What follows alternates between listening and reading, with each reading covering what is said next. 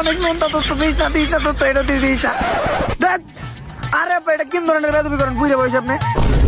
আরে তুই যেটা ভাবতেছিস এটা তো ওইটা না, আমি তোর গম বাগানোর লিগে বোতলের মুখা ফুটা করে পানি দিতেছি, আনকমন স্টাইল। তাও বলো, আমি তো মনে মনে ভাবতেছি বুঝে বসে আপনার এত স্পিড এলো কোন দিকে। আচ্ছা ভাই ঘুমাইতে দেন। ওই বেটা ঘুমাবি মানে স্কুলে যাবি না? আর আমি যদি ওই দিন রাইতে ঘুমাইতাম তাহলে আজকে তোর মতো একটা অপদার্থ এই দুনিয়াতেই তো না। স্কুল খুলে দিছে?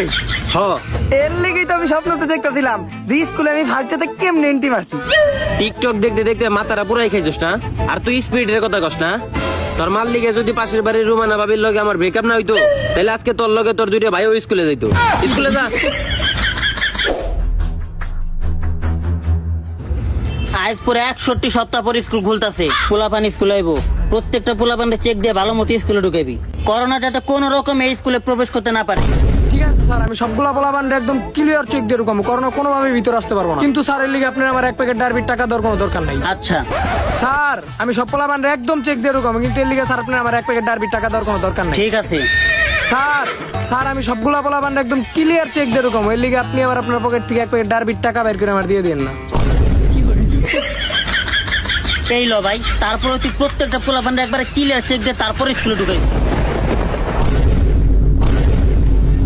আমি থাকতে আমার স্কুলে তোরা দুর্নীতি কেমনে করতেছস? স্কুলের প্রিন্সিপাল তো আমি। আমি যে স্কুলে দাঁড়াই ওই স্কুলে আমার নিজের মনে করি।